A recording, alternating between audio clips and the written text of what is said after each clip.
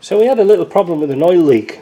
We could see the front cover was leaking, and you can see it's wet down here.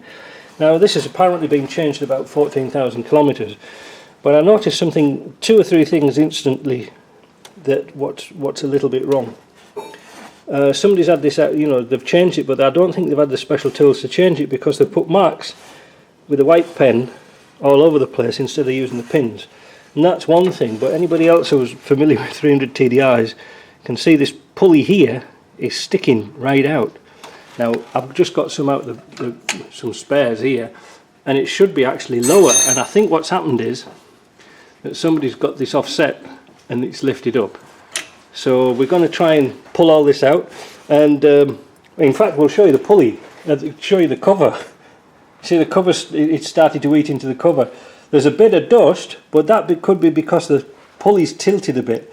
So let's strip all this lot out and see what we can find. But first of all, we're going to put the crank onto top dead centre, and we're going to put the pin in here and the pin in the bell housing so we don't lose our marks, and then we're just going to pull it all off. Standard 300 TDI procedure, nothing to see here, but we'll show you if we find any more faults.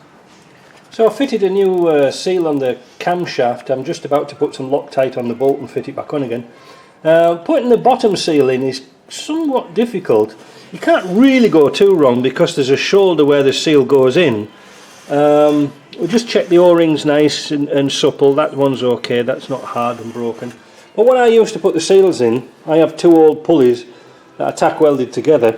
You could use a tube, and I'm going to pop this seal onto here like this with one hand, like that, so it's on. And you can see now, if I'm to slip this onto here like that and tap it, that is going to go nicely into place, if you can see what I mean. And then we can just pull this pulley off, and I'll show out. So I'm going to push that in and tap it in, and I'll show you what it's like. I can tap it in with a hammer because we're not going to damage the shaft. Again, usually what I do is I put the crank pulley on and pull it nice and square.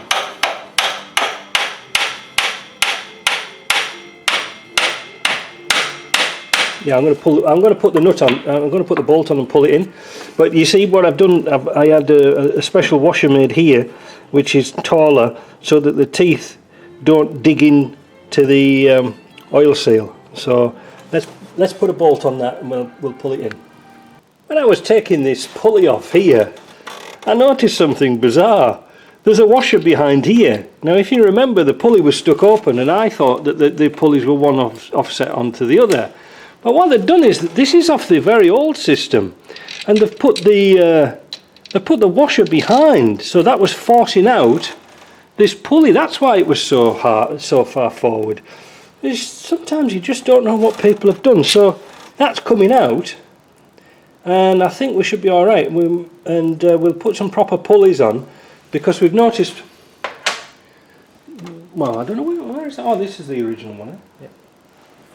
We can see, because it's been touching the cover, it's got a little bit hot, and the grease is starting to spray out the back. So I think it's about time we put a new one on. It is I don't know if you can hear it. It's a bit rattly, but seeing we're here, we might as well put the proper pulleys on.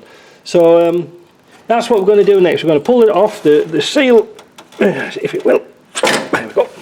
The seal's in there perfectly now.